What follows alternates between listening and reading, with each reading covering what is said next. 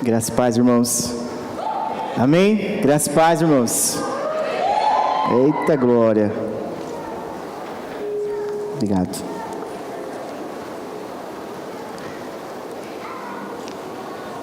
Quero agradecer as orações dos irmãos pela saúde do nosso bebê do Lucas, né? Ele está bem, graças a Deus. Toda a família, né, foi notificada, ficou todo mundo de isolamento por 10 dias, respeitando certinho. E estamos aqui com os irmãos nessa noite, com muita alegria no coração, para compartilhar a palavra de Deus. E eu quero encerrar nossa série, né, de palavras em Mateus capítulo 5, versículo 10. Abre comigo sua Bíblia aí, por gentileza. Mateus capítulo 5, versículo 10.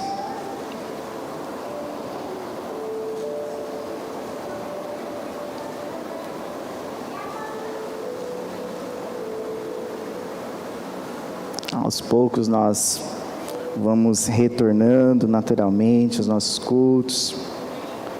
Graças a Deus, está bem tranquilo, né? Nossa cidade, nessas questões de pandemia. Orar ao Senhor para que Deus continue guardando a nossa cidade, nossa família, amém? O tema de hoje é: abençoados são os perseguidos por causa de Cristo, amém? Diz assim: bem-aventurados os perseguidos por causa da justiça, porque deles é o reino dos céus. Bem-aventurados são vocês, quando por minha causa os insultarem e os perseguirem e mentindo disserem todo mal contra vocês. Alegrem-se e exultem, porque é grande a sua recompensa nos céus, pois assim perseguiram os profetas que vieram antes de vocês. Amém? Irmãos, nós sabemos que a palavra bem-aventurado, o que significa? Alegria divina e perfeita, né? É uma alegria completa. Por isso que algumas traduções vai falar assim: felizes são, né? Mas é uma felicidade da parte de Deus, uma alegria que completa o coração, uma alegria do céu, que invade o nosso coração, né? Quando o céu invade o nosso coração, vem uma alegria divina e perfeita, que é através do Filho de Deus, através de Jesus Cristo. A partir daquele dia que nós tomamos uma decisão, nos arrependemos dos nossos pecados e cremos nele como único Senhor e Salvador. E o Espírito Santo passou a reinar, a governar o nosso coração, que é Deus, passou a habitar em nós, a governar a nossa mente, o nosso caráter, a trazer uma mudança de dentro para fora. Por isso que eu e você não somos mais as mesmas pessoas antes do encontro com Cristo. Quando nós tivemos o encontro com Cristo, dia após dia, nossa mente foi sendo mudada, não é assim? É assim com você? A sua mente, o seu coração é renovado, é transformado pela palavra.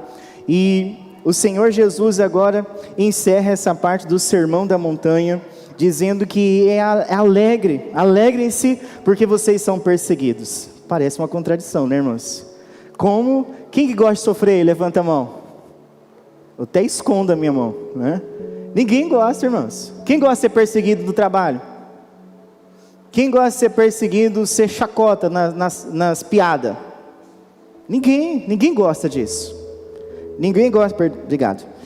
Ninguém gosta de ser perseguido, ninguém gosta de ser chacota. Quem gosta quando alguém mente, fala que você é uma coisa que você não é?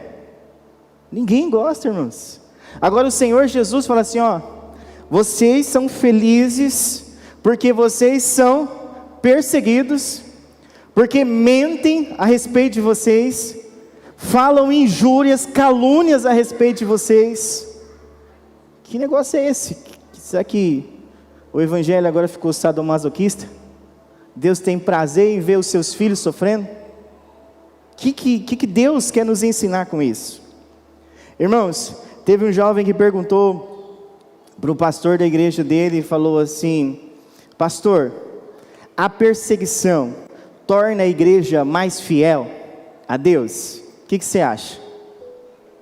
Quem que acha? Levanta a mão. Que a perseguição faz com que a igreja se torne mais fiel a Deus? Você já ouviu falar da igreja perseguida? Quem já ouviu falar sobre as igrejas perseguidas que tem no mundo? Você acha que esses irmãos são mais fiéis, estão dispostos a morrer porque são perseguidos por Cristo? O que você acha? Que a perseguição faz com que a igreja fique mais fiel a Deus? O que você acha? Está com medo, né, de levantar a mão, né? A resposta do pastor foi a seguinte: a fidelidade a Deus nos leva a ser perseguido por causa de Cristo. É o contrário. Não é a perseguição que nos faz fiel a Deus, mas sim a fidelidade a Deus que nos leva a ser perseguido por Cristo. É bem diferente. Eu estou sendo perseguido. Não é nesse sentido não que Jesus estava dizendo. É porque a minha fidelidade a Deus, a sua fidelidade a Deus, provoca o quê? Provoca esse mundo. Os padrões, o que Jesus falou o quê? O mundo jaz no maligno. Quem ama o mundo é o que de Deus? Inimigo, a Bíblia fala. Inimigo de Deus. Quer ser inimigo de Deus? Ame o mundo e os seus prazeres. Quando fala mundo aqui, é tudo aquilo que nos afasta de Deus. E agora o Senhor Jesus, Ele vai encerrar essa parte do sermão da montanha, das bem-aventuranças, dizendo: olha, bem-aventurados os perseguidos por causa da injustiça. Quem aqui lembra da mensagem da sede de justiça? Lembra que eu ministrei aqui uma palavra sobre justiça de Deus?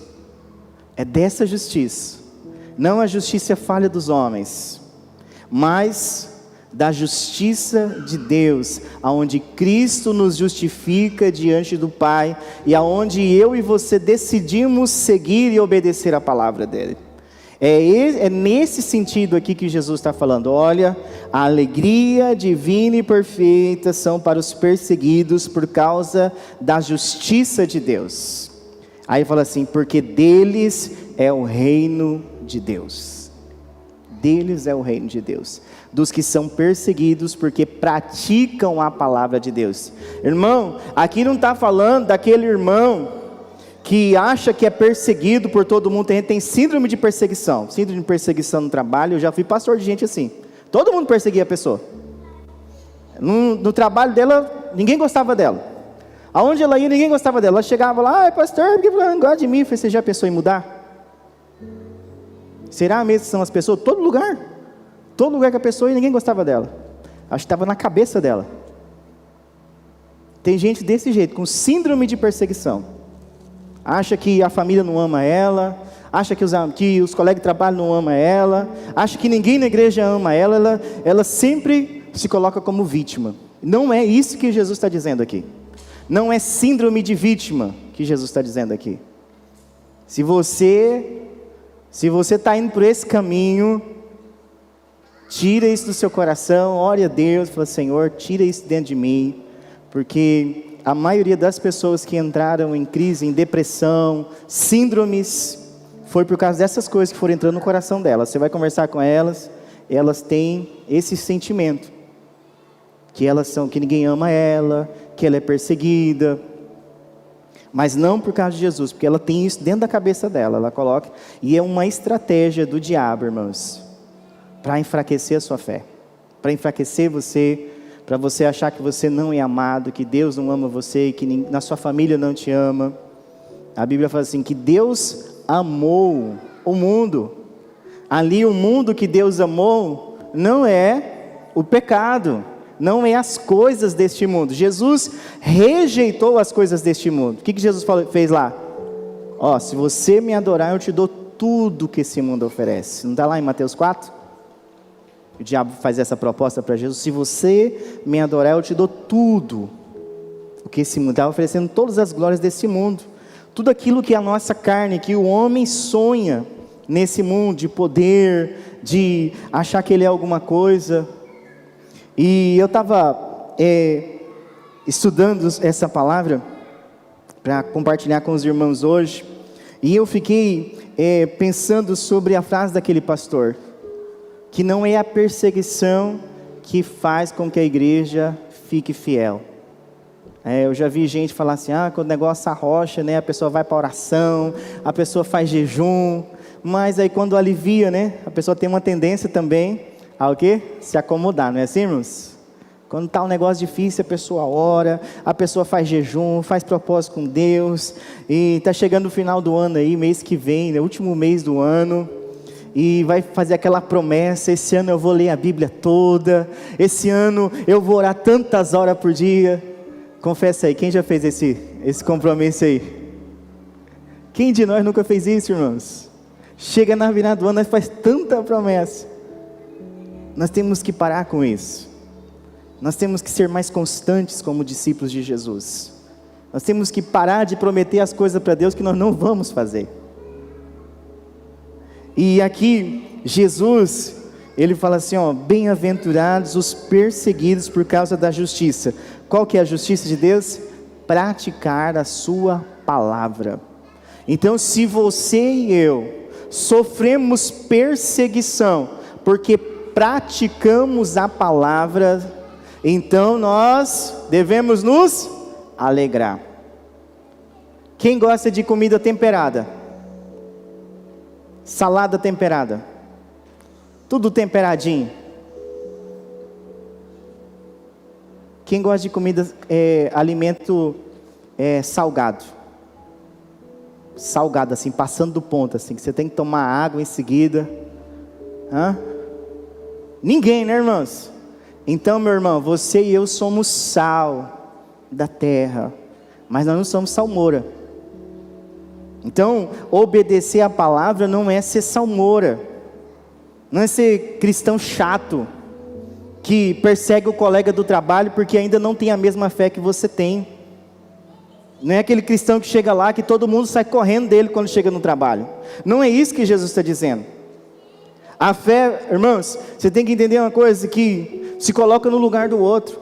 Quando você ainda não era convertido, quando tinha lá onde você trabalhava algum colega que ele era muito radical na fé, o que você fazia?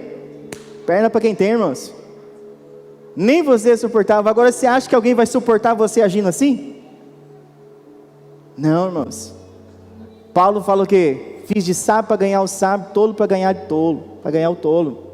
Não é nesse sentido de ser perseguido porque você é salgado demais. Tem um versículo que não é uma brecha, por favor, não me interprete mal. Não é para você praticar o pecado que está dizendo nesse versículo. Mas tem um versículo no Novo Testamento que fala assim: não sejais demasiadamente santo. Quem já leu esse versículo? Não sejais demasiadamente santo. O que você acha que esse versículo quer dizer? Eu entendo que é aquela pessoa que quer expressar uma santidade que ela não vive para as pessoas, para não ser reprovado. É o fariseu. O fariseu, ele vinha com ensino extra bíblico para ninguém ver as falhas dele. E geralmente é assim, não é, irmãos? Quando a pessoa é muito radical, muito exagerado no seu relacionamento com Deus, ou quer parecer que tem isso, acaba afastando as pessoas. Acaba afastando as pessoas. Por quê? Porque as pessoas não aguentam sal demais. Então não é nesse sentido para você pegar e ser salgado com as pessoas. Você vai para o inferno porque você não é da minha igreja. Você vai para o inferno porque você... Não é nesse sentido não, apresenta o céu. O céu é a solução, não é o inferno. Apresenta o céu para as pessoas. Jesus veio trazer o quê? O céu, o reino dos céus, o reino de Deus. Jesus é o rei desse reino. O reino no nosso coração e o reino celestial, ao qual nós vamos fazer parte um dia. E Jesus está reinando em nosso coração. E ele fala assim, bem-aventurados os perseguidos por causa da justiça, porque deles é o reino dos céus. O versículo 11 ele fala assim, bem-aventurados são vocês quando por minha causa os insultarem e os perseguirem e mentindo disserem todo mal contra vocês. Aqui na minha versão fala insultar, mentir, insultar e mentir. Algumas versões falam assim, injuriar. Talvez na sua tradução está injuriar. Vem no mesmo sentido, de injúria. E essa palavra de injuriar é no sentido assim de jogar na cara algo, na cara da pessoa. Falar tudo que vem na cabeça não é ser sincero. é ser tolo, é falta de sabedoria. Falar tudo que vem na boca, isso não é ser sincero não, meu irmão, isso é falta de sabedoria. A mulher que fala tudo que vem na cabeça dela para o marido, ela é uma mulher tola, na Bíblia fala. É que nem uma goteira, fica tu. Chama de goteira, está lá em Provérbios. Um homem que trata a mulher, ele que nem um cavalo, tem homem assim também, irmãos, que antes de casar era um príncipe, né? Depois que casou, saiu o príncipe, ficou só o cavalo, só dá coice na esposa. A Bíblia fala assim, as suas orações não chegam nem no teto da sua casa. Não é a santidade, irmãos, que é onde aqui dentro desse templo nós temos uma santidade, nós choramos, nós nos quebrantamos, nós adoramos, mas quando sai daquela porta para frente, parece que ficou o anjo aqui dentro, o anjo do Senhor, ou a anja do Senhor, e foi sabe, não sei que lá fora. O mesmo que você aqui dentro, você tem que ser na sua casa, é isso que Jesus está dizendo. O mesmo que você aqui no culto, que eu sou no culto, eu tenho que ser lá no meu trabalho, na minha faculdade, sem exageros, mas ser parecido com Cristo. E como Cristo era? Manso e humilde, a Bíblia fala. Jesus era manso e humilde. E a mentira, Jesus fala assim, olha, quando injuriarem você, quando começar a jogar as coisas na cara de vocês, fiquem felizes, por causa de mim, aí ele fala assim, ó, e os perseguirem, no versículo 11, e mentindo, disserem todo o mal contra você, ninguém aqui é melhor do que Jesus. Vou te dar um exemplo que fizeram com Jesus, o Filho de Deus, aquele que é o motivo de estarmos aqui. Eu vou usar o irmão aqui como uma ilustração. Ele perguntou para mim, pastor, esse lugar aqui é reservado? Eu falei assim, só um aqui é reservado, Jesus que tem reserva aqui na igreja. Ninguém tem lugar reservado aqui, é só Jesus nessa igreja. Aqui não tem lugar reservado, ninguém é melhor que ninguém. O único que tem reserva aqui nesse culto é Jesus. Ele é o motivo do culto. Eu até brinquei com ele, falei assim, é reservado para quem chegar primeiro. Sabe por quê, irmãos? Eu estava estudando sobre o que fizeram com Jesus. Eu não sei se você lembra dessa passagem. A palavra de Deus diz que Jesus estava operando o poder, expulsando os demônios. O que os fariseus falaram? Ele está expulsando por Beelzebul, pelo príncipe das trevas. Mentira, irmãos, eles sabiam que Jesus era o Filho de Deus, eles sabiam que Jesus operava pelo poder do Espírito Santo, por isso que Jesus fala o quê?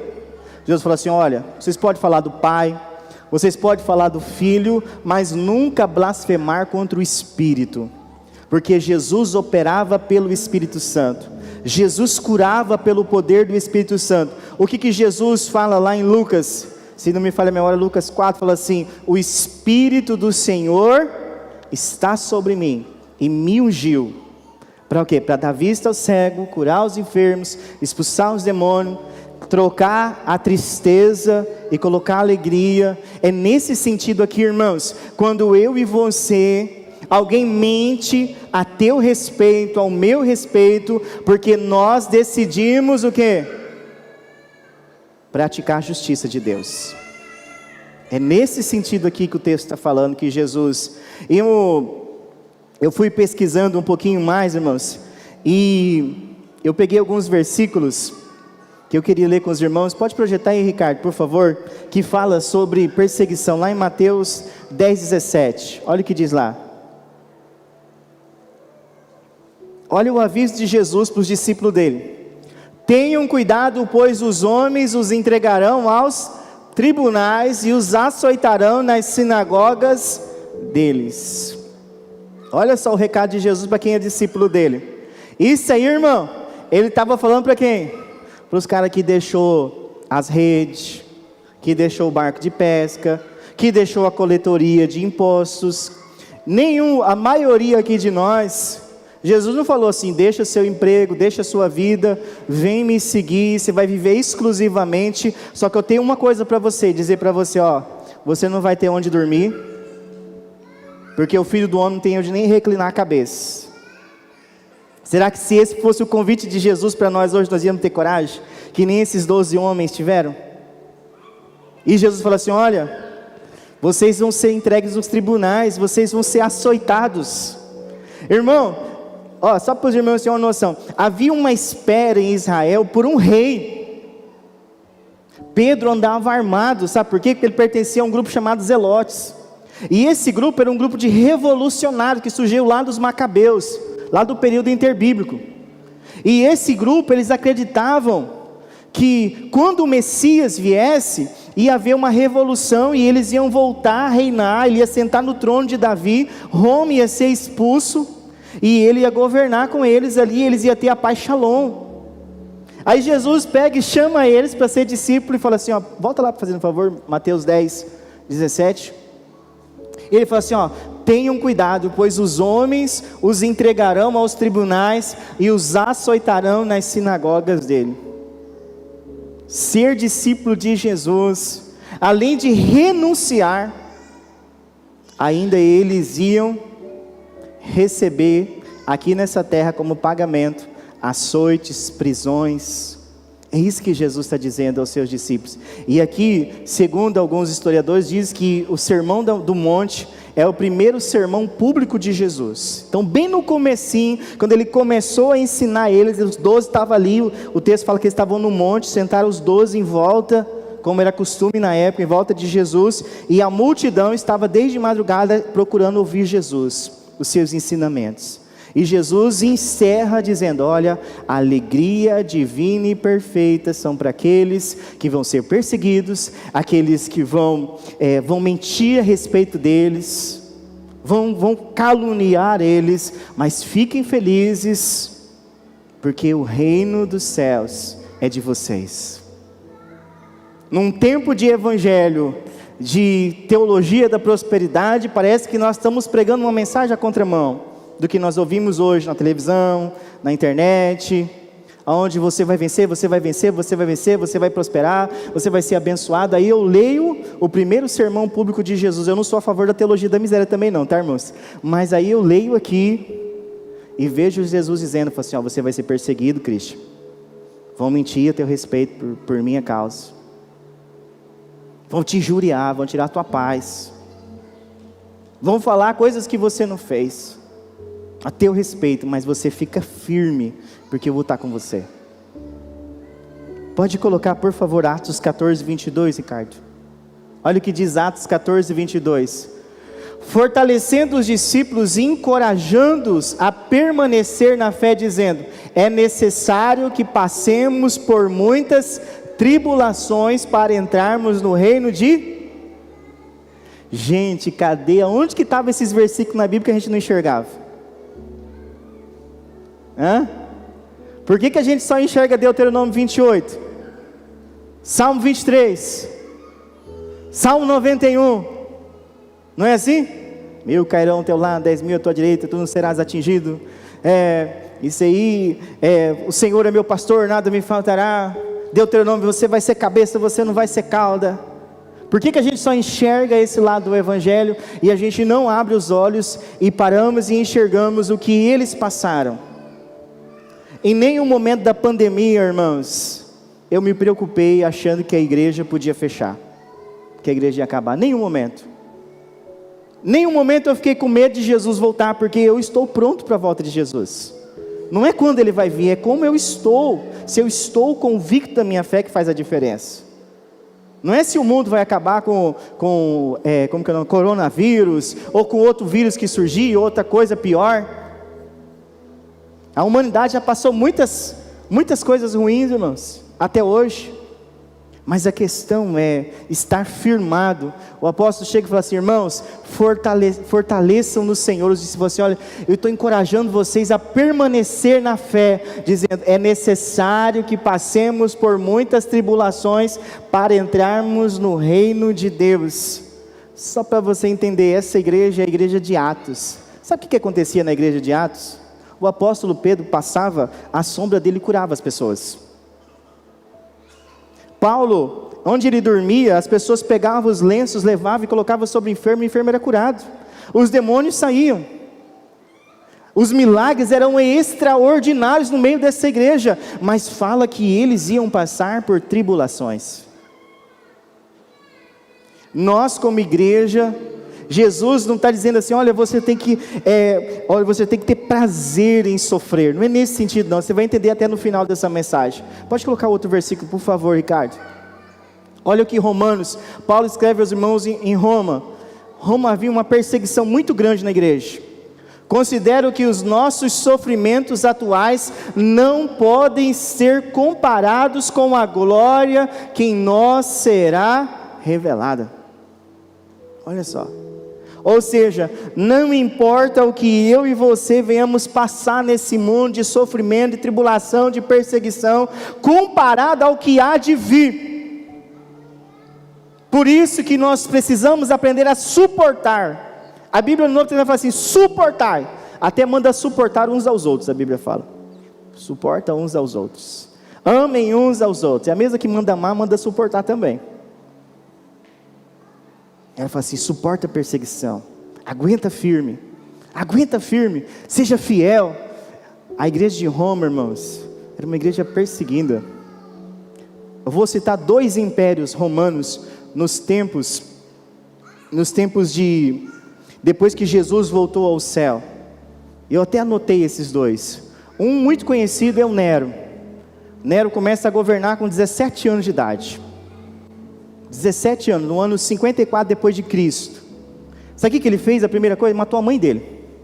O cara era doido, matou a mãe dele, com medo de ter alguém para governar no lugar dele. Tinha muito isso aí no Império Romano, eles matavam a família, para ninguém governar no lugar do outro. Se eles não perdoavam a família, eles iam perdoar a igreja de Cristo? Aí você tira as conclusões, tá, irmãos? A respeito do papado. Se Roma perseguir a igreja, como que o Papa pode vir desde a época de Pedro? Se a própria Roma, o Império Romano, foi o primeiro a perseguir a igreja. Era o Império Romano que perseguia. Oficialmente, o primeiro papado vai surgir 600 anos depois de Cristo. Pode ler a história do cristianismo. 600 anos depois. Pedro tinha sogra, a Bíblia fala. Jesus foi lá e orou pela sogra de Pedro. Só tem sogra quem é casado, né, irmãos? O único que não teve sogra na Bíblia foi Adão, né?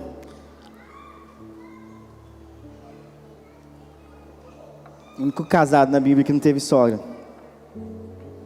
Tem até piada disso aí, né, irmãos? Mas deixa pra lá. Nero, olha o que Nero fez. Nero, ele teve um dia que ele não tinha muita afinidade do povo de Roma. Roma tinha por volta de 1 milhão de habitantes naquela época. E o que ele fez? Ele decidiu botar fogo em Roma. Botou fogo em Roma. Tinha 14 bairros, 10 pegou fogo. Morreu muita gente. Imagina, ele incendiou a cidade, mandou incendiar a cidade. 4 bairros que sobrou era só cristão e judeu, segundo a história. Faltou madeira para crucificar cristão. Faltava piche, cera para queimar cristão, para iluminar as ruas de Roma. A igreja, quando Paulo escreve isso aí, quando escreve Romanos 8 ali, que nós lemos ali, a igreja está vivendo debaixo de perseguição, uma perseguição muito grande.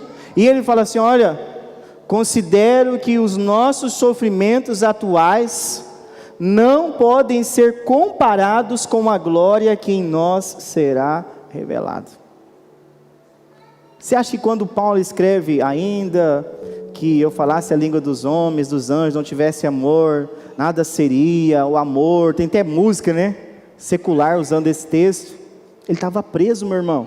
Como alguém pode falar de amor estando preso, dentro de um calabouço, dentro de uma quase que uma sepultura, que eram as cadeias daquele tempo.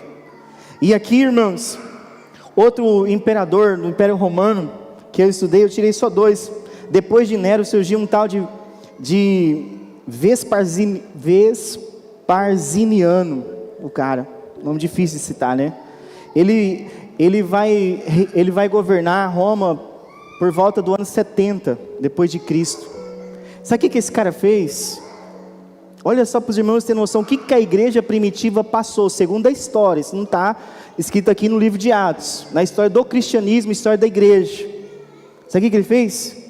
Ele matou cerca de 10.000 cristãos. Ele inaugurou o Coliseu, lá tinha uma arena, e ele fez uma festa de 100 dias. Sabe o que ele fazia, Eduardo? Ele pegava a pele de animais e colocava sobre as famílias dos cristãos, e soltava eles na arena, para que quando viessem as feras, os leões, comiam as pessoas. Está na história isso aí, irmãos. Olha só o que passaram os nossos irmãos no passado, para que o evangelho chegasse até nós. Morreram, irmãos, a maioria, segundo a história, morriam de joelhos e cantando hinos. De joelhos e cantando hinos. Na história da igreja, na história do cristianismo. Eu quero voltar aqui. Eu quero ler 2 Coríntios 4:17. Olha o que diz 2 Coríntios 4:17.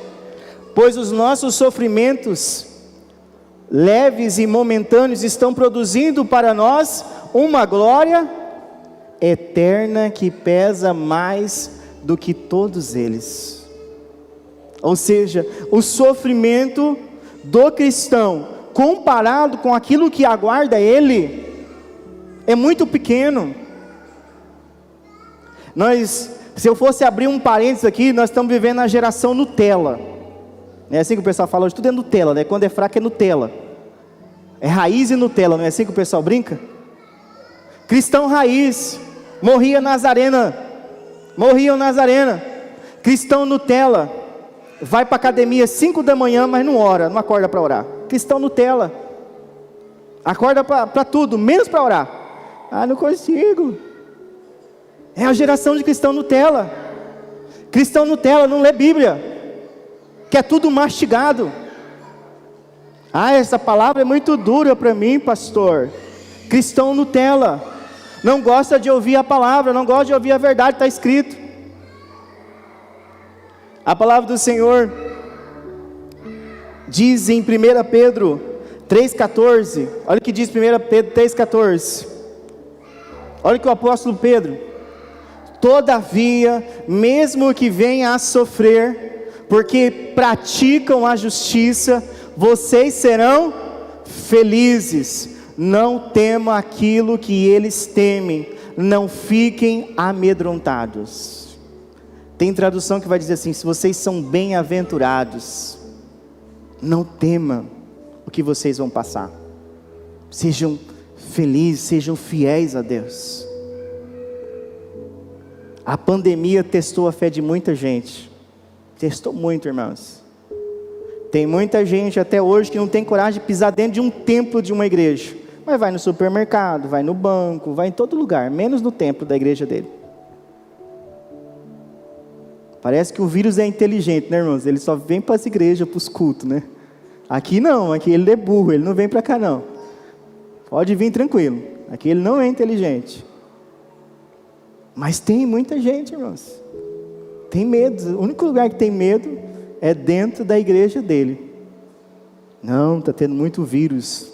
Ontem eu vi, tinha 2 em Sapezal, 2 casos ativos. Glória a Deus, né, irmãos? Glória a Deus que é só 2. Já tivemos dias mais difíceis. Eu estava pesquisando, irmãos, sobre os mártires da igreja, aquelas pessoas que morreram por Cristo. O primeiro mártir, Jesus fala assim, olha o versículo 12: alegrem-se e exultem, porque é grande a sua recompensa no céu, pois assim perseguiram os profetas que viveram antes de vocês. Qual foi o último profeta do Velho Testamento que Jesus fala? Vê se você está afiado na Bíblia. Vou dar uma colinha. A lei e os profetas duraram até João. Não teve um profeta como ele aqui na terra, Jesus fala. Engraçado, ele não fez nenhum milagre. Ele não fez nenhum milagre. Quem que João ressuscitou e orou? Está registrado em qual Bíblia, por favor? Nem as traduções que tem, assim, umas traduções que não são confiáveis, registra que João estava lá no deserto, lá no Rio Jordão, e orou, e fulano foi curado. E o coxo andou. Não tem, irmãos, ressuscitou, não tem. Fala que a mensagem de João era o quê? Arrependam-se dos seus pecados, porque o reino de Deus chegou. Arrependam-se. Aqueles que ainda queriam bater de frente com ele, falou assim: raça de víboras. Aí você que entende de raça de cobra, aí você pode dar o nome que você quiser. E ele chamava assim. Aí chegou, irmãos, o cara mais importante, o governante lá dele, da nação, chegou lá. Ele falou assim: ó, você está com a mulher do seu irmão. Sabe como que faz hoje na igreja atual, a igreja Nutella? Não falando de igreja local, estou falando de igreja atual. O irmão está com um probleminha no casamento, larga da mulher, casa com outra e vai para outra igreja. Lá ele aceita. João pregou, falou assim: ó, você está casado com a sua irmã, com a mulher do seu irmão, é Herodias. Ela não é sua mulher.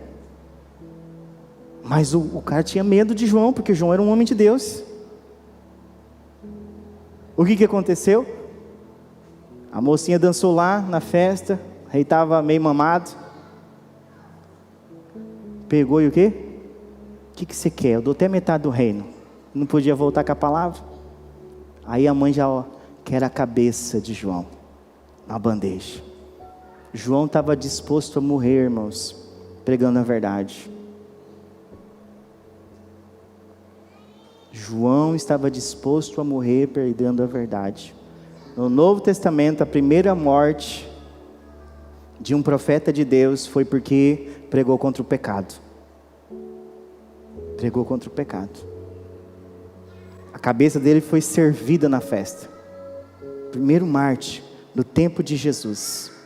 Jesus pregando e João foi decapitado.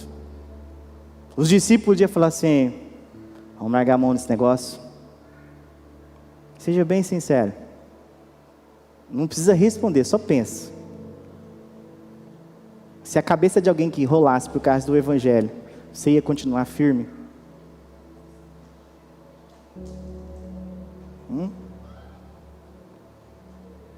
Os discípulos continuaram. Aí Jesus ressuscita em Atos. O texto fala que ele fica cerca de 40 dias lá. Jesus volta para o céu. Vem o Espírito Santo, coloca poder na igreja, cerca de 120 homens começam a levar o evangelho de cara.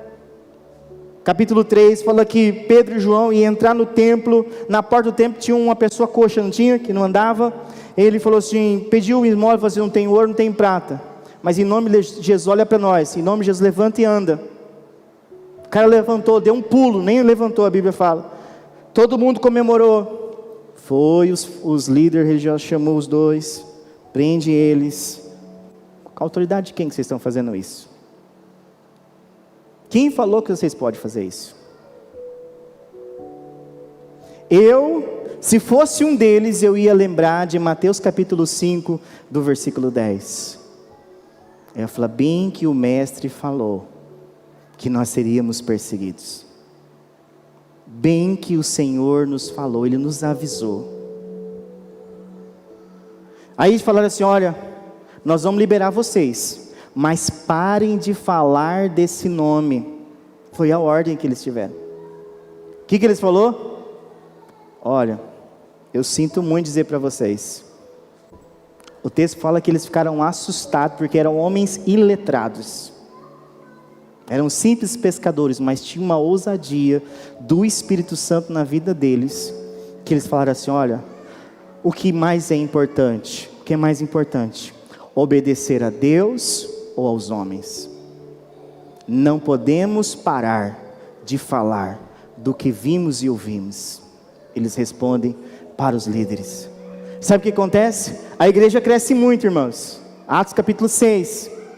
A igreja começou a crescer demais. Aí o que acontecia? Todo mundo ofertava tudo aos pés dos apóstolos e era distribuído, porque havia uma perseguição sobre a igreja. Então a igreja vivia em comunidade, um cuidava do outro, era comunhão, partir do pão. E o que fala o texto? Fala assim que as viúvas, teve umas viúvas que foi reclamar, falou assim: olha, não estão distribuindo certinho o alimento. O que aconteceu? A Bíblia fala que os apóstolos reuniram e falou assim: vamos eleger homens cheios do Espírito Santo, de bom testemunho, homens idôneos. Aí no meio desses 7 homens tinha quem? Dos diáconos. Estevão. Atos capítulo 7, versículo de número 54. Olha o que diz o texto. Atos 7, 54. Ao ouvirem isso, ficaram com o coração cheio de raiva e rangiam os dentes contra ele. Mas Estevão, cheio do Espírito Santo, fitou os olhos no céu e viu a glória de Deus e Jesus que estava à direita de Deus. Então disse: eis que vejo os céus abertos e o Filho do Homem em pé à direita de Deus. Jesus não falou que ele ia ficar à direita do Pai? Lembra que ele falou para os discípulos? Mas você reparou que Jesus está de pé? Você sabe por que Jesus estava de pé? Dizendo assim: Estevão, eu estou te recebendo de pé aqui no céu, porque você perseverou, porque você foi fiel até a morte. Jesus levanta para receber Estevão, irmãos, porque Estevão foi agora o primeiro mártir da igreja, em Atos. A Bíblia fala depois disso, em Atos capítulo 12, no versículo de número 1 e 2, Atos 12, 1 e 2. Por aquele tempo o rei Herodes mandou prender alguns da igreja para os maltratar. Mandou matar à espada Tiago, irmão de João. A igreja de Atos era uma igreja que vivia em constante perseguição por causa do evangelho de Cristo, irmãos. Jesus estava preparando os discípulos. Irmãos, se um dia vier uma perseguição sobre a igreja da face da terra direta, nós temos que estar preparados para morrer por Cristo. Nós temos que estar preparados para isso, nós temos que estar prontos para isso, porque Ele já morreu por nós. Não negar a nossa fé. É isso que Jesus estava dizendo. Vocês estão dispostos de ir até o fim? O texto fala que ali era Tiago, irmão de João, do apóstolo João, do evangelho de João, do livro de Apocalipse, das cartas de João. E em Atos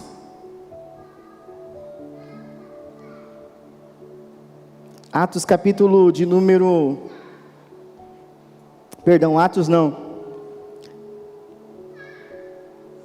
em Marcos capítulo 10, versículo 35, olha que interessante isso aqui, irmãos.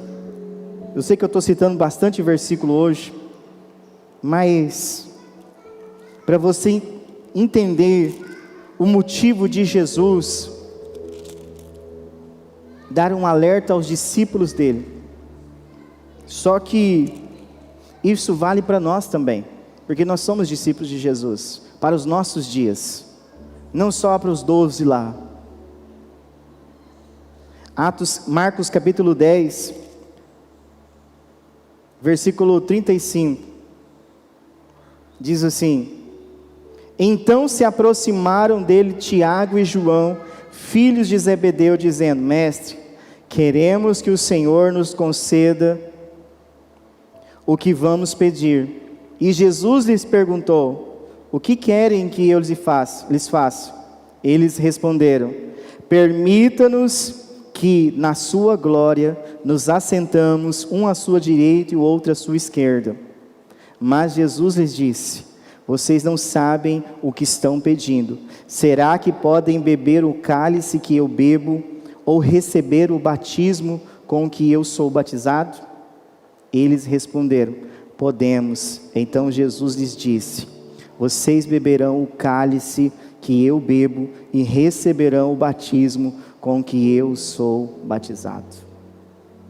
Eles mal sabiam, irmãos. Eles pediram lá no céu, falaram: Senhor, deixa um sentar à direita e o outro à esquerda. Ele falou: não, isso não. Por acaso vocês podem beber o cálice? Qual que era o cálice de Jesus? Lembra da oração do Getsemane? Pai, se possível, passa de mim esse cálice, mas não seja como eu quero, mas sim como tu queres. Jesus ora por 2 vezes, gotas de sangue. A aflição era tão grande que escorria sangue de Jesus na oração. E os apóstolos Tiago e João chegam em Jesus e falam assim: Jesus, tem como o Senhor fazer isso por nós? Sabe o que está nos ensinando esse texto, irmãos? Nós queremos todos os benefícios do reino de Deus, mas nós não queremos pagar um preço no reino de Deus. Nós só queremos os benefícios. Nós queremos muitas vezes ser dizimistas com medo. Tem gente que dizima por medo. Eu entendo que dízimo é gratidão a Deus. Eu dizimo por gratidão, pelo que Ele já me deu. Porque se eu não tivesse, se eu só recebi, só devolvo aquilo que eu tenho, que eu já recebi dEle. Para mim é gratidão. Eu oferto por gratidão. Deus, o Senhor é tão bom para mim que eu posso ofertar, que eu posso devolver. Tem gente que tem medo de não dizimar e o negócio arrochar. Será que esse é o propósito do Senhor na nossa vida financeira? Não, meu irmão. Deus ama quem dá com alegria, a palavra de Deus diz. É com alegria, não com tristeza, nem por necessidade.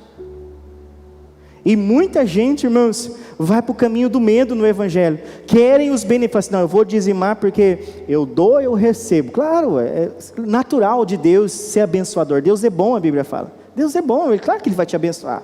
Ele é bondoso, Ele é generoso. Claro. Mas às vezes você está fazendo a coisa certa com a motivação errada. Nós temos que ser fiéis a Deus com a motivação certa, de gratidão. Irmãos, quarta-feira tem célula. Sabe por que você vai para a célula? Por gratidão a Deus pelo que Ele já fez na sua vida. Deus, o Senhor é tão bom que só mais um culto por semana é muito pouco para agradecer o que o Senhor já fez na minha vida.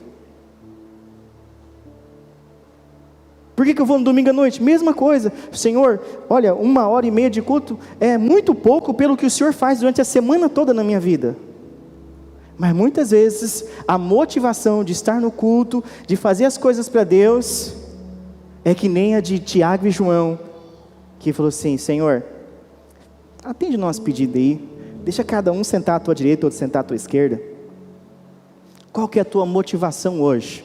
Se Deus estivesse aqui, personalizado, fisicamente, diante de você e falar assim: qual é a motivação de você me servir? O que você responderia para Deus hoje? Qual é a sua motivação de estar na igreja hoje? Qual é a sua motivação de dizer que você é o meu discípulo ou minha discípula? O que você responderia para isso? Já parou para pensar nisso?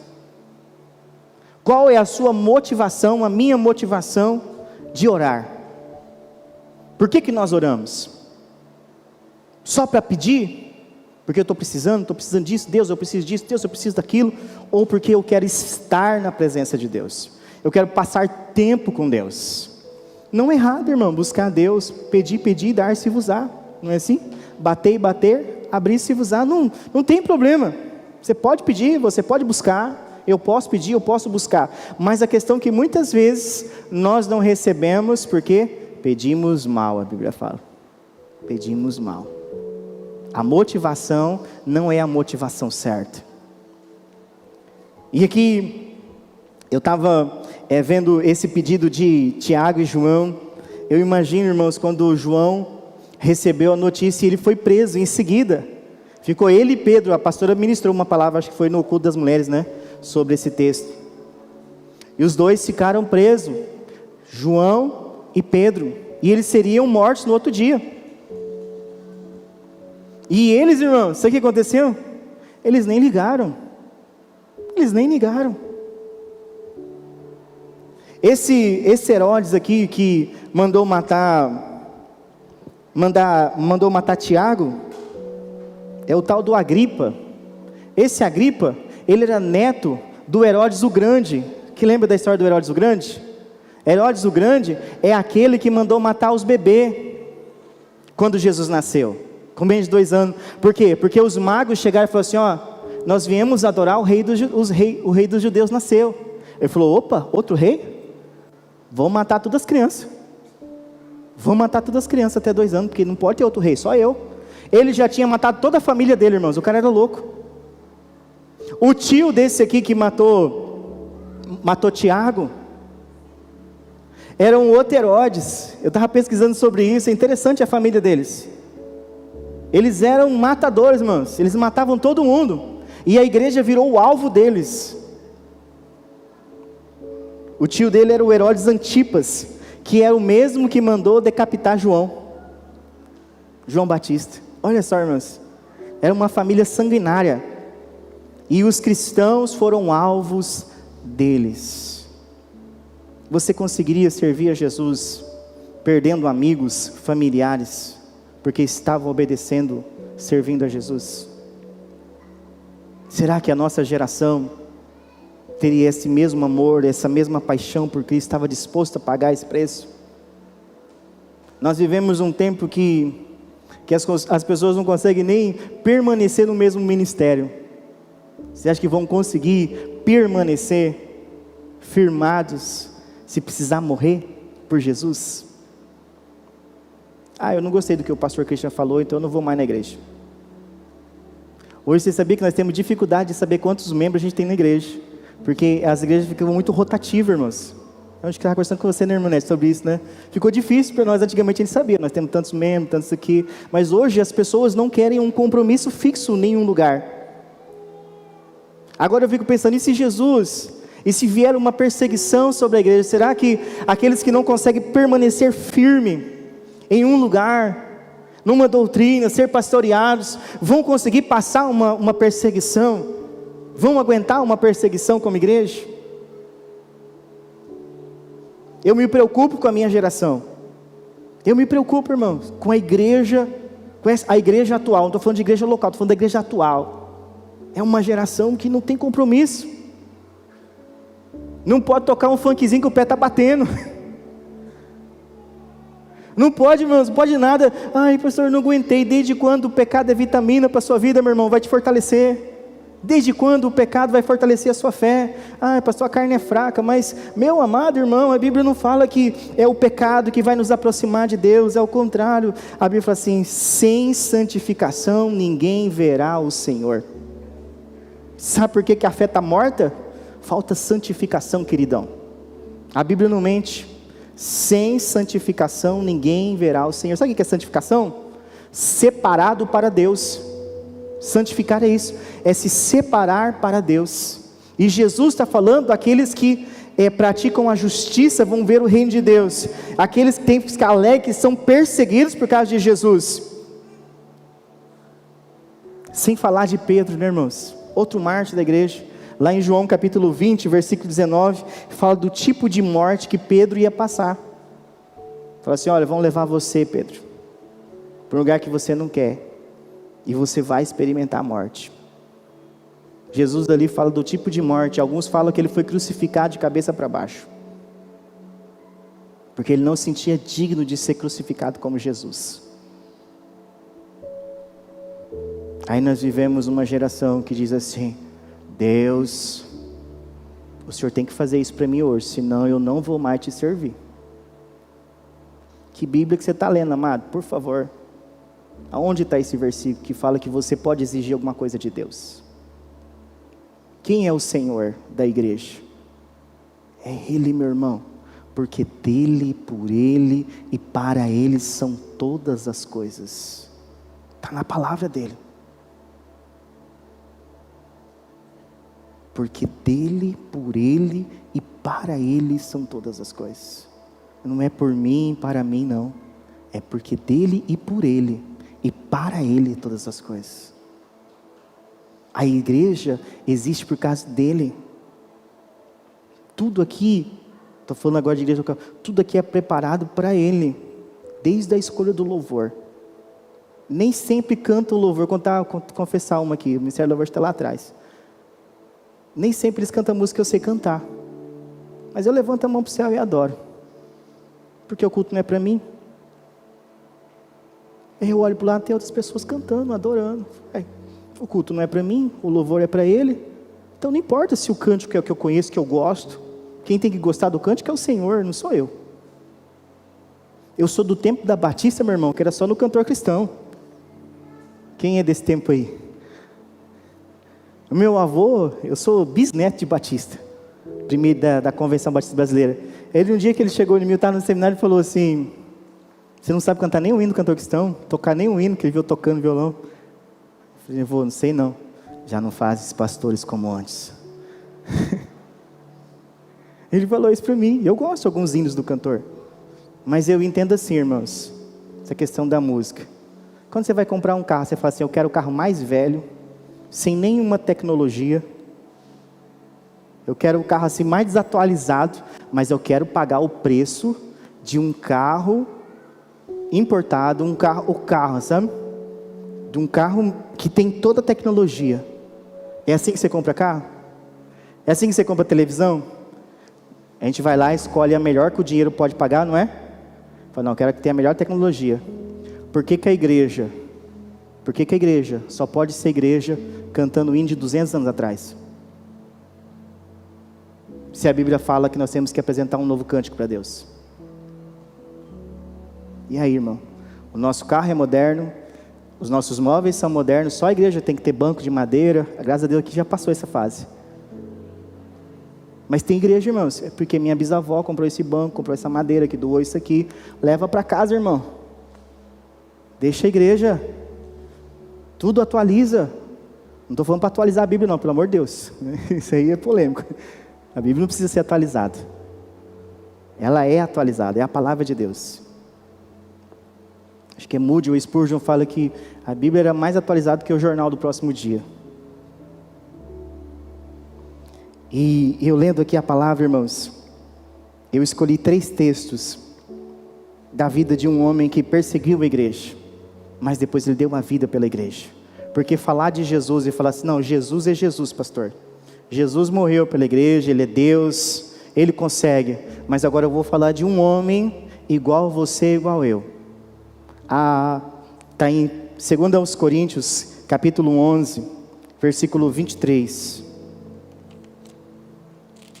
Eu pedi para você colocar isso aí, irmão. 2 Coríntios, capítulo 11, versículo 23.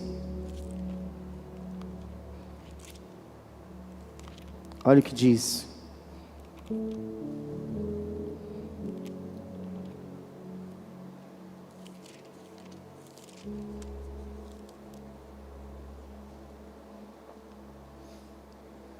Antes de ler, eu ouvi uma coisa muito legal sobre isso aqui, que o apóstolo Paulo escreveu. Igreja moderna. Igreja moderna. Como que a igreja moderna ia apresentar Paulo hoje? Formado aos pés de Gamaliel. Fala aramaico, hebraico, latim e grego. Autor de 13 cartas, 13 livros na Bíblia. Viajou toda a Europa levando o Evangelho. Essa é a igreja moderna, apresenta assim seus pregadores, sem desprezar os pregadores. Estou dando um exemplo, como que é apresentado os pregadores. Talvez seria assim que ia apresentar ele. Viajou em toda a Europa, abriu dezenas de igrejas, tem discípulos com Timóteo, pastoreia uma igreja de cerca de 100.000 pessoas em Éfeso, conferencista. Talvez seria assim que a igreja moderna ia apresentar o apóstolo Paulo? Quem queria ouvir ele assim, ouvindo tanta qualidade? Todos nós, né, irmãos? O cara fala 4 idiomas, escreveu 13 livros na Bíblia. Agora, como que o apóstolo Paulo se apresenta? Olha como que o apóstolo Paulo se apresenta. Versículo 23. São ministros de Cristo, falando como se estivesse fora de mim. Afirmo que sou ainda mais em trabalhos, muito mais em prisões, muito mais em açoites, sem medida, em perigos de morte, muitas vezes, 5 vezes recebi dos judeus 40 açoites menos um. É porque eles só podiam dar 40, passava disso aí, era tipo uma abominação, estava lá em Deuteronômio, fala que não podia. Então o que eles faziam? Eles davam só 39, que aí depois ele prendia ele de novo e dava mais 39. Era uma maneira de eles burlar a lei. Versículo 25. 13 vezes fui açoitado com varas, uma vez fui apedrejado, 3 vezes naufraguei, fiquei uma noite e um dia boiando em alto mar, em viagens muitas vezes, em perigos de rios, em perigos de assaltantes, em perigos entre patrícios e em perigos entre gentios, em perigos na cidade, em perigos no deserto, em perigos no mar, em perigos entre falsos irmãos, em trabalhos de fadigas, em vigílias muitas vezes, em fome, sede, em jejuns, muitas vezes em frio e nudez. Além das coisas exteriores, ainda pesa sobre mim diariamente a preocupação com todas as igrejas. Quem enfraquece, que eu também não enfraqueça. Quem se escandalize, que eu não fique indignado. Se tenho de me gloriar, vou me gloriar no que diz respeito à minha fraqueza. O Deus e Pai do Senhor Jesus, que é bendito para sempre, sabe que não minto. Em Damasco, o governador, nomeado pelo rei Aretas, montou guarda na cidade dos Damascenos para me prender, mas num grande cesto me desceram por uma janela da muralha, e assim me livrei das mãos dele. Será que esse era o conferencista que nós ia querer ouvir, irmãos? Falei assim, tem um irmão aí, um pastor, que vai pregar hoje na igreja, vamos lotar a igreja, porque ele sofreu 3 naufrágios. Olha só como que ele se apresenta. Ele por 3 vezes foi açoitado pelos judeus de 30. Falei, Deus me livre, pastor, de ouvir uma pessoa dessa. Irmãos, pelo currículo do apóstolo Paulo, dificilmente a igreja moderna convidaria ele para ser pastor ou para pregar numa conferência. Hoje são convidados quem, irmãos? Fulano A, B ou C, tal. Não, vamos lá, porque eu não estou desprezando quem está lá não, irmãos. Mas olha para a Bíblia, meu irmão. Olha o que a Bíblia nos mostra. Olha o que Paulo passou pelo Evangelho. Era isso que Jesus estava dizendo. E digo mais, ainda ia falar assim, olha, ele se diz apóstolo. Ele se diz apóstolo. Mas ele também fala assim, que ele é um filho abortivo. Ele é como um filho abortivo que nasceu fora do tempo. Ele não andou com Jesus, que nem os 12. Ele era um perseguidor da igreja. Mas a Bíblia fala que ele passou tudo isso por Jesus. Quer ver outro texto bem conhecido? Está lá em Filipenses, capítulo 4. O versículo 13, irmão, é outdoor, é versículo de faixa de carreta, é versículo de sei lá, de tudo, irmãos. Esse versículo aí é muito, muito colocado em todo lugar, mas poucos conhecem os versículos anteriores. Você vai lembrar dele agora, Filipenses capítulo 4.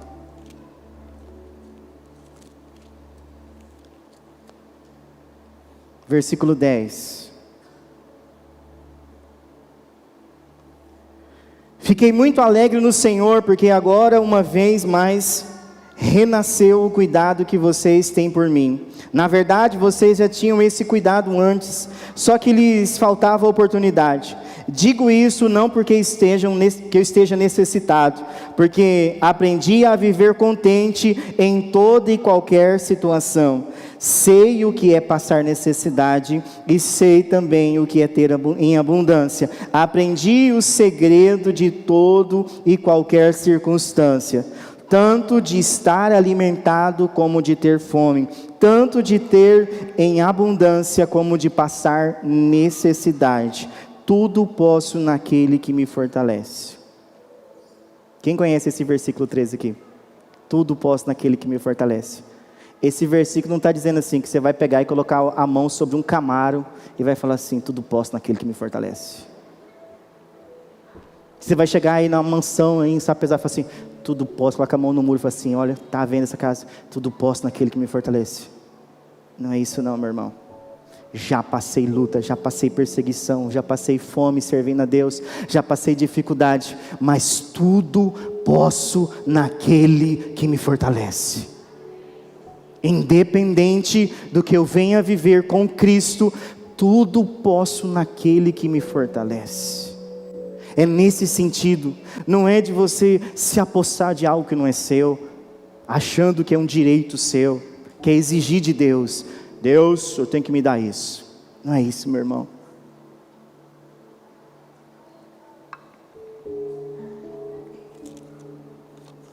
Paulo escreve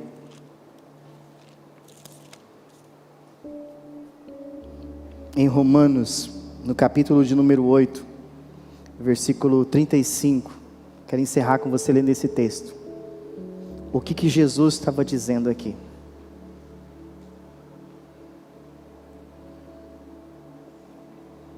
Romanos, capítulo 8, versículo 13.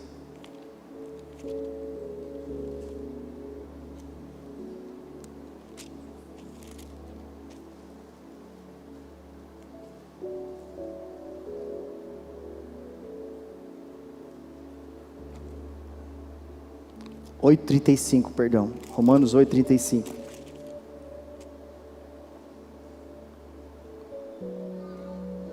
Olha o que diz o texto. Quem nos separará do amor de Cristo? Quem nos separará do amor de Cristo? Será a tribulação, ou a angústia, ou a perseguição, ou a fome, ou a nudez, ou o perigo, ou a espada, como está escrito: por amor de ti, somos entregues à morte continuamente, fomos considerados como ovelhas para o matadouro. Em todas estas coisas, porém, somos mais que vencedores, por meio daquele que nos amou. Porque estou bem certo de que nem a morte, nem a vida, nem os anjos, nem os principados, nem as coisas do presente, nem do porvir, nem os poderes, nem a altura, nem a profundidade, nem qualquer outra criatura poderá nos separar do amor de Deus que está em Cristo Jesus, nosso Senhor. Você está entendendo aonde que você entrou, irmão? Talvez você não entendeu porque que eu falei tantas coisas ruins que aconteceram no Evangelho. Talvez você, em nome de Jesus, nunca vai sofrer como Paulo, levar chicotada. Talvez você, eu espero que isso não aconteça com você. Talvez você nunca vai perder um irmão por causa do Evangelho, como João perdeu o irmão dele e perdeu os seus amigos. Tiago, irmão de João, morreu e as pessoas aplaudiram, está lá em Atos 12. Talvez eu e você nunca vamos passar por naufrágios, por enfermidades como muitos deles passaram por causa de Jesus. Talvez nenhum de vocês, nem eu, nem vocês, vamos ser presos por causa de Jesus. E eu espero que isso não aconteça com você.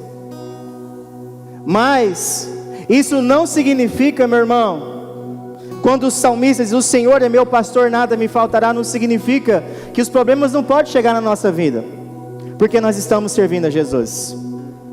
Não significa porque você ora de madrugada que os problemas não podem chegar na sua casa.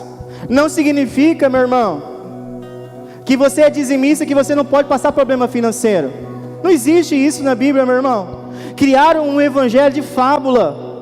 Criaram na nossa nação um evangelho que a pessoa aceita Jesus e ela não vai ter mais problema, e as pessoas entram nas igrejas acreditando nesse falso evangelho, aí vem os problemas e elas se afastam de Cristo. Mas eu quero falar para você de um evangelho verdadeiro, aonde eu e você pode chegar à enfermidade, eu e você pode chegar ao desemprego, mas nós queremos permanecer, porque a nossa recompensa não é na terra, a nossa recompensa é nos céus. Eu não sei se você percebeu, a primeira bem-aventurança de Jesus, ele falou assim: olha, eu quero dizer para vocês, bem-aventurados os pobres em espírito, porque deles é o reino dos céus. Agora também Jesus diz, no versículo de número 12, falou assim: alegrem-se e exultem, porque é grande a sua recompensa nos céus. O mesmo Jesus que começa dizendo: bem-aventurados aqueles que têm fome, aqueles que têm sede, a recompensa no céu. É o mesmo Jesus que fala: aqueles que vão passar perseguição, aqueles que vão ter problema financeiro, aqueles que vão passar pela enfermidade, a recompensa é no céu, igreja. A recompensa da igreja é no céu. Se nós não cremos que Jesus vai voltar, o nosso evangelho falhou, o nosso evangelho não é verdadeiro. Se nós só servimos a Jesus quando as coisas vão bem, meu irmão, eu acredito, lendo a palavra de Deus, que muitos desses irmãos morreriam de Covid, mas não deixariam de se reunir para adorar a Jesus. Duvido. Eles estavam dispostos a morrer. O evangelho nunca parou, porque eles nunca pararam. Eu e você não podemos parar de falar do que vimos e ouvimos, igreja. Nós não podemos parar de testemunhar do Deus que nós servimos, do Jesus que se entregou na cruz por nós. Nós temos que parar com isso. Para de trocar Jesus por um copo de cerveja, para de trocar Jesus por um baile. Pelo amor de Deus, assuma um compromisso com Jesus. Para de brincar de evangelho. Para de brincar de evangelho. A qualquer hora as trombetas vão tocar, meu irmão.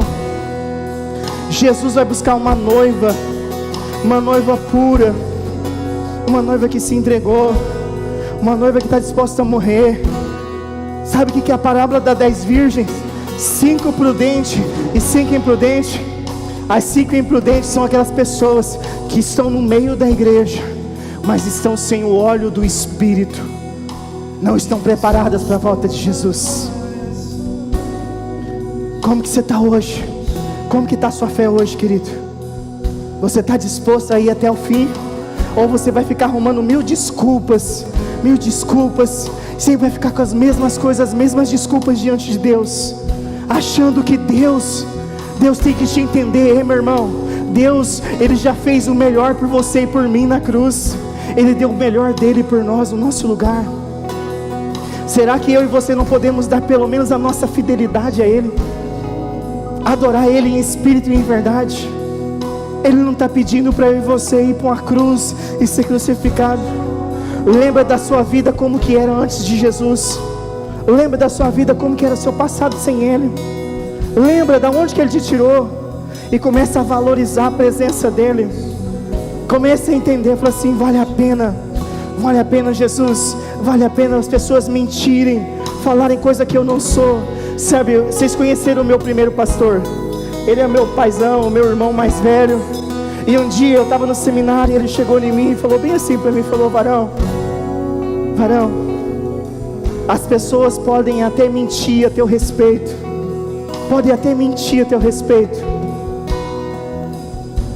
pode falar coisas que você não faz, mas o dia que as pessoas baterem nas suas costas e falar a coisa que você não faz, cuidado, que você está se perdendo.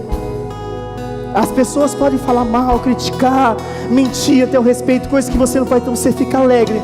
Mas a partir da hora que as pessoas baterem nas suas costas, você fazendo aquilo que desonra a Deus, que desagrada a Deus, e você achar que isso é normal, você está longe de Deus. Cuidado com isso. Eu louvo a Deus, irmãos, eu nunca esqueci essa palavra. Sabe quando que eu ouvi isso? Há 15 anos atrás, quando eu entrei no seminário. Há 15 anos atrás, eu estava recém-chegado em Cuiabá, e o pastor William falou essas palavras para mim, falou assim: olha, seja fiel a Deus, seja fiel a Deus. Tinha acabado o culto, nós estávamos na casa dele, e ele falou essas palavras, e eu guardei aquilo no meu coração. Eu falei: Senhor, pode falar mal de mim, mas desde que seja mentira, desde que seja mentira. É melhor do que eu receber elogios de coisas que eu não sou. É melhor as pessoas falarem coisas que você não é, porque você decidiu obedecer a Deus, porque você decidiu ser fiel a Deus. Essa é a igreja que Jesus está procurando, uma igreja corpo, mas uma igreja individual, que não nega a sua fé.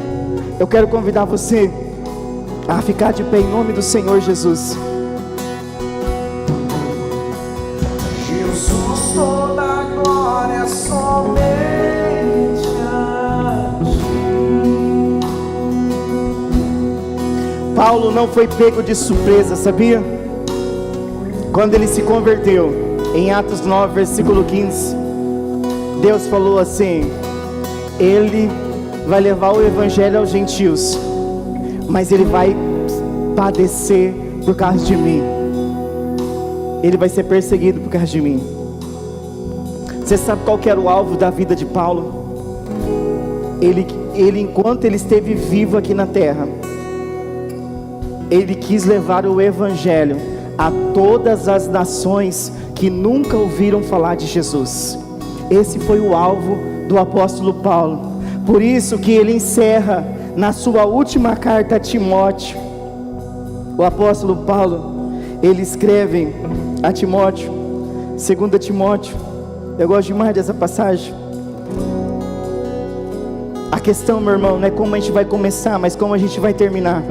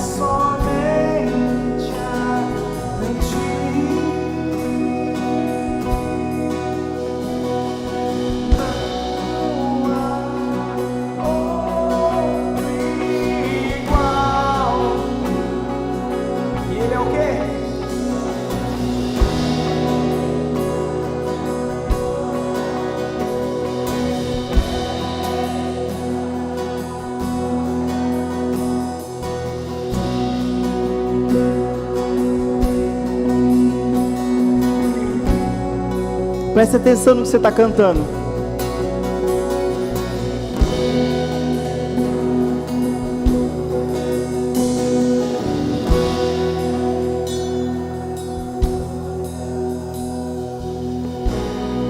Segunda Timóteo 4:1 diz assim: diante de Deus e de Cristo Jesus, que há de julgar vivos e mortos, pela sua manifestação e pelo seu reino, peço a você com insistência, que pregue a palavra, insista, quer seja oportuno, quer não, corrija, repreenda, exorte com toda a paciência e doutrina, pois virá o tempo em que não suportarão a sã doutrina, pelo contrário, se rodearão de mestres segundo as suas próprias cobiças, como que sentindo coceira nos ouvidos.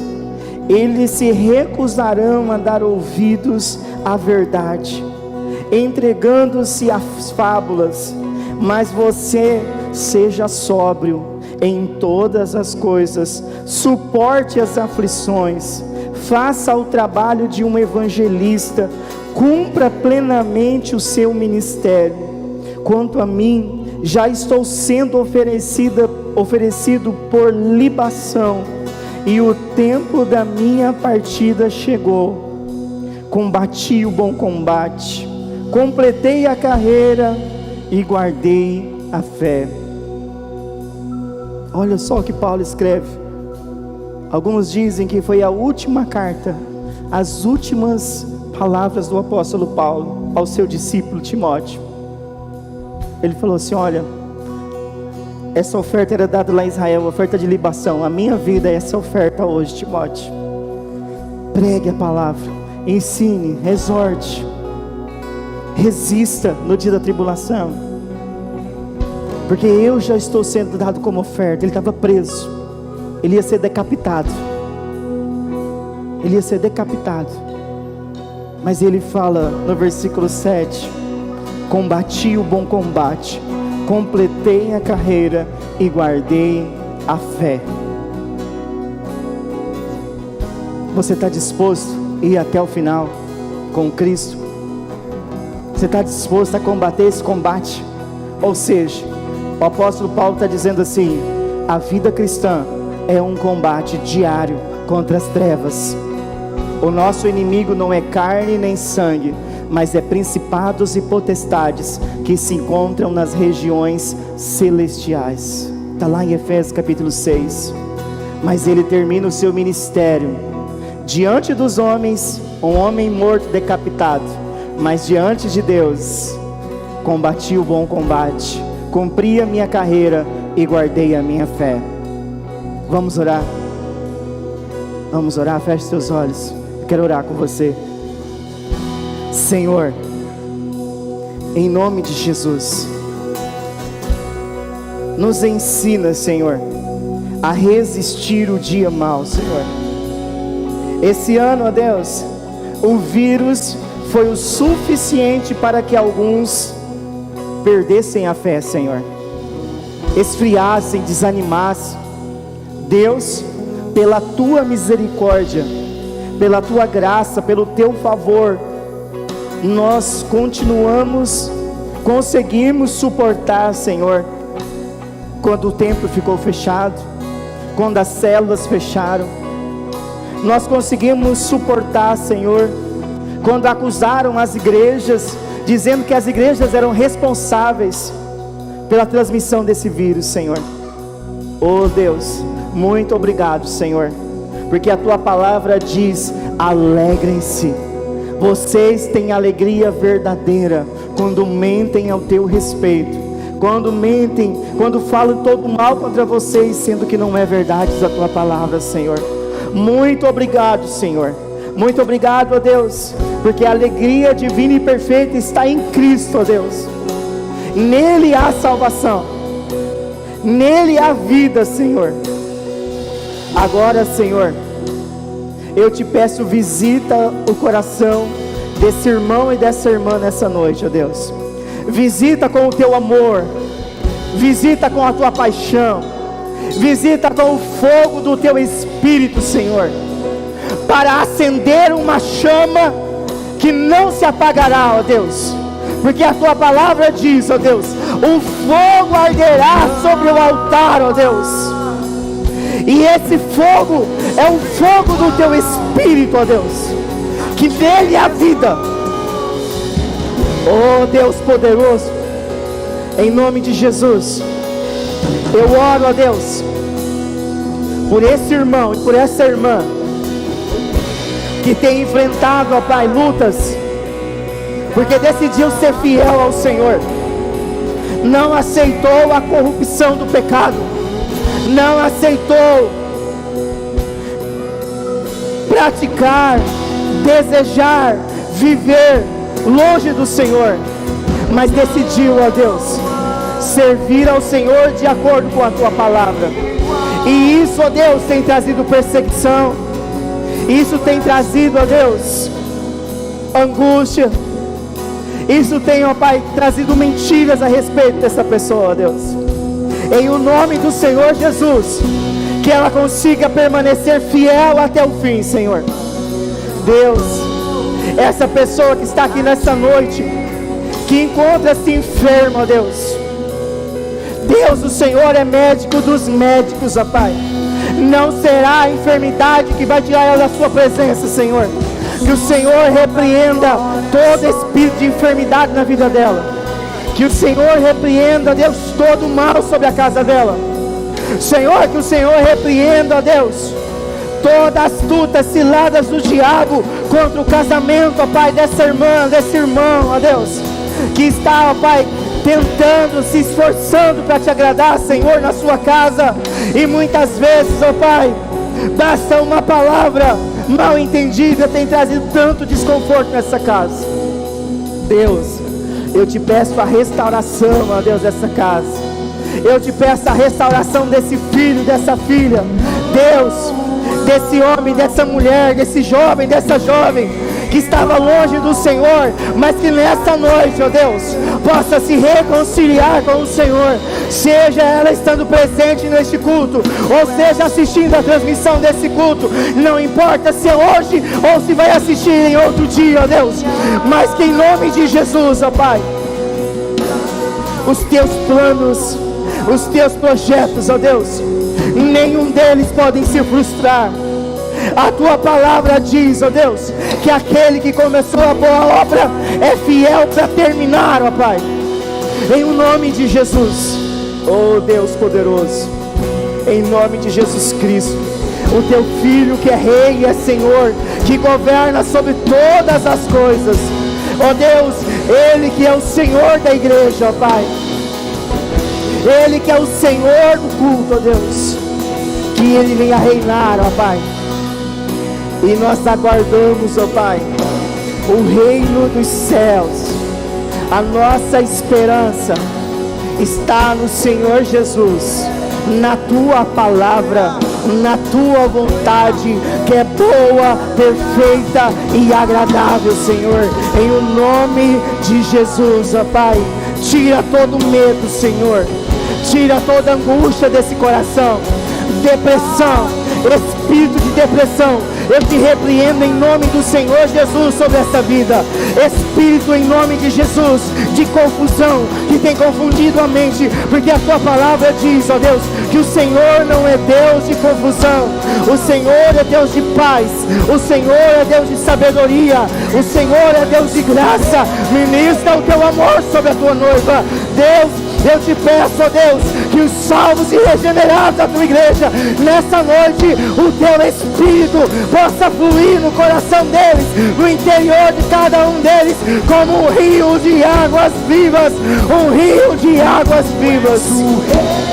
Oh Deus, que aqui, Senhor, os homens e mulheres da PIB de Sapezal, os jovens, as crianças, seja como Estevão, ó Deus, cheios do Espírito Santo, que a única coisa que consegue enxergar é o teu Filho à tua direita, nos aguardando, Senhor.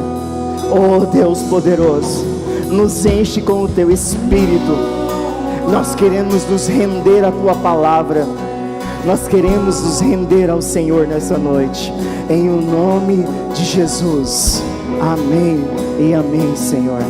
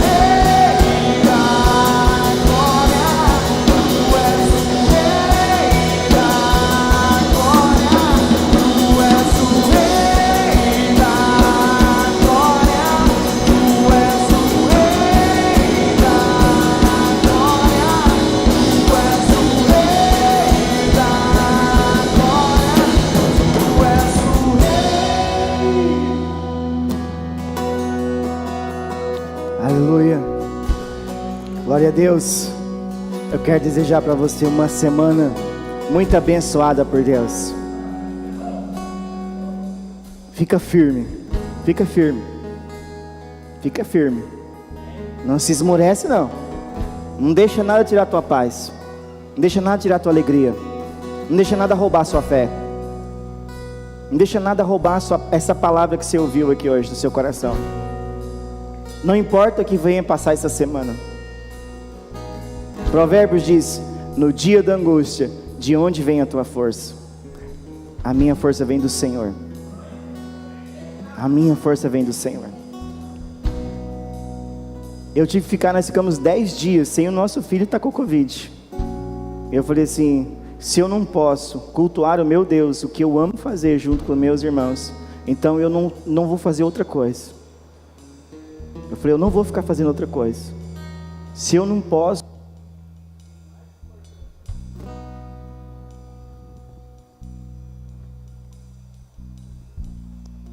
Perguntaram assim: pastor, o senhor não vai votar? Eu falei: não.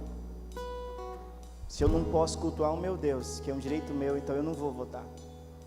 E tiraram aquilo que me dá mais prazer, que é cultuar o meu Deus. Como eu senti falta mais da minha família, irmãos. Assisti lá em casa a transmissão, uma delícia, muito boa, uma bênção, Osmar, toda a equipe. Mas nada se compara do que está aqui, junto com a igreja de Jesus que vai subir para o céu, amém? Levanta a mão assim como vencedor, como vencedora. Não troque Jesus por nada, querido. Não troque Jesus por nada. 1, 2, 3 e... em Jesus somos mais que vencedores. Deus abençoe, em nome de Jesus.